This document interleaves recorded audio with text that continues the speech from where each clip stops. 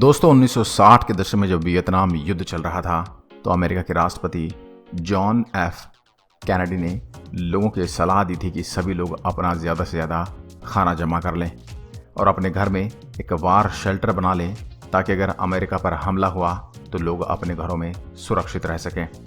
तो ऐसे में ब्रूस बीच नाम का एक व्यक्ति जिसकी उम्र 85 वर्ष थी, पेशे से एक इलेक्ट्रिकल इंजीनियर था और ये बात सुनकर काफ़ी डर गए थे और इस परिस्थिति से बचने के लिए उन्होंने अमेरिका को छोड़कर कनाडा शिफ्ट होने का फैसला किया। और 1970 के दशक में ब्रूस कनाडा के गांव शेलबर्न में जाकर रहने लगे और यहीं पर उन्होंने शादी भी की। ब्रूस के दिमाग में हमेशा से एक डर था कि जल्द ही दुनिया में परमाणु युद्ध शुरू हो जाएगा और यही बात उनके दिलो दिमाग में बैठ गई। फिर धीरे धीरे करके इन पर एक जुनून सवार हो गया और इन्होंने एक ऐसी जगह तैयार करने का फैसला किया कि दुनिया में अगर परमाणु युद्ध शुरू भी हो जाए तो परमाणु हथियार इसका कुछ भी न बिगाड़ पाए। ब्रूस की पत्नी के पास इसी गांव में एक ज़मीन थी और ब्रूस ने इस जगह को तैयार करने के लिए इसी ज़मीन को इस्तेमाल करने का फैसला किया। 1980 में ब्रूस ने स्कूल बसों को ख़रीदना शुरू कर दिया और इसी गांव के आसपास के इलाकों में जहां पर भी स्कूल बस कम पैसों में मिल रही थी, ब्रूस ने उन सभी बसों को ख़रीदना शुरू कर दिया और फिर एक एक करके उन्होंने 42 बसों को खरीद लिया। इसके बाद अपनी पत्नी की ज़मीन को खुदवाना शुरू कर दिया क्योंकि ये यहाँ पर एक बहुत बड़ा गड्ढा बनवाना चाहते थे जिसमें ये 42 बसें खड़ी हो सकें। दोस्तों, ये गड्ढा 14 फीट गहरा था। उन्होंने बसों को आगे और पीछे से खोलकर इन बसों को एक दूसरे से जोड़ दिया। अब इन बसों पर मिट्टी और कंक्रीट की एक बहुत सी मोटी छत बना दी गई ताकि रेडिएशन और बड़े धमाके से बचा जा सके। दोस्तों, दूर से देखने पर तो यह पता ही नहीं चलता कि आखिर इस ज़मीन के नीचे क्या है।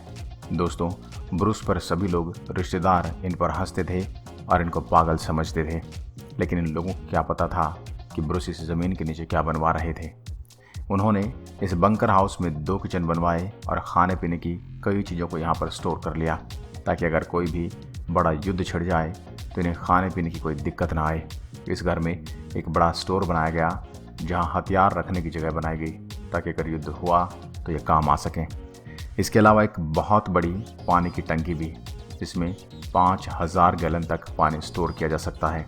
दोस्तों, इतना ही नहीं, यहाँ पर एक रेडियो कम्युनिकेशन सेंटर भी है जैसे किसी आर्मी के कमांड ऑफिस में होता है और तो और एक हॉस्पिटल भी बना हुआ है और यहाँ पर एक नहीं बल्कि कई बाथरूम भी बनाए गए हैं।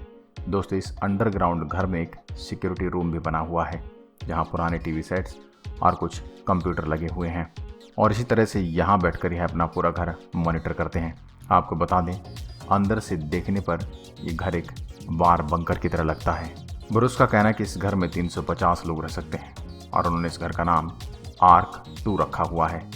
जब दोस्तों इस घर को देखें तो एक छोटा सा गेट ही नज़र आएगा, लेकिन इसके नीचे क्या है ये ऊपर से देखकर कोई समझ नहीं सकता और आसपास के लोग जो इनका मजाक उड़ाया करते थे वो इस घर को देखकर काफ़ी हैरान रह गए।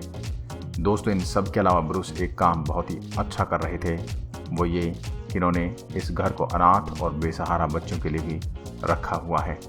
उनके अनुसार जब तक ये वार शुरू नहीं होती तब तक ये बच्चे यहाँ पर आराम से रह सकते हैं। तो दोस्तों, आज के लिए बस इतना ही। ये वीडियो आपको कैसे लगी हमें कमेंट में ज़रूर बताएं। इस वीडियो को ज़्यादा से ज़्यादा शेयर करें।